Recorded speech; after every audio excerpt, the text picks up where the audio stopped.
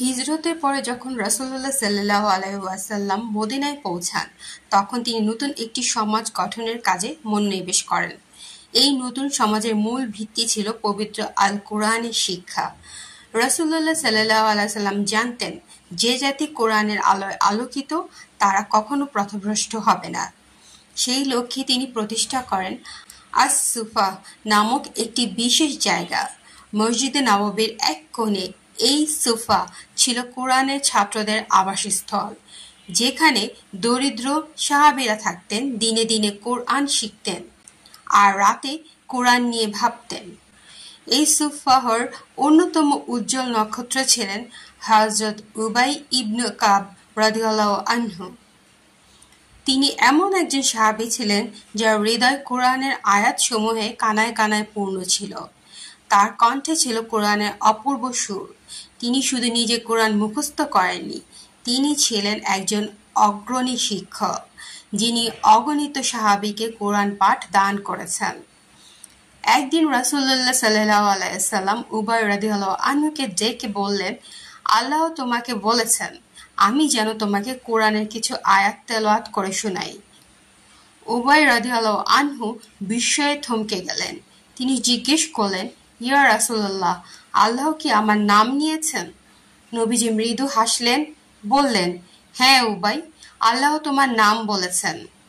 এই কথা শোনার পর উবাই ইবনে কাব রাদিয়াল্লাহু আনহুর চোখে জল ধরে রাখতে পারলেন না। কি পরম সৌভাগ্য!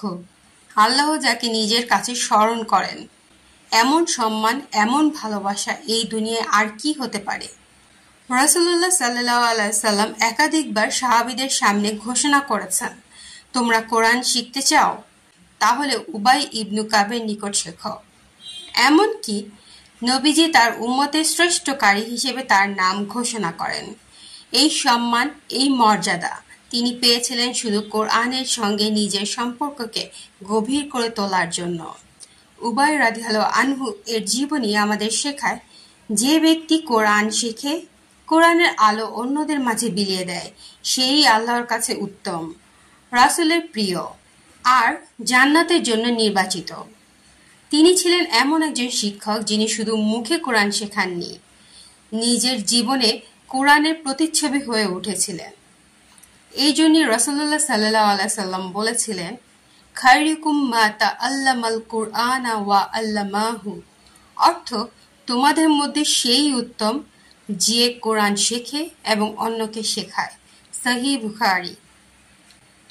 আমাদের সমাজে যখন মানুষ বিভিন্ন বিষয় শেখে, বিভিন্ন দীক্ষায় নিজেকে সাজায়, তখন মনে রাখা দরকার আল্লাহর কাছে সর্বোচ্চ মর্যাদা তাদেরই যারা কোরআনের ছাত্র এবং শিক্ষক।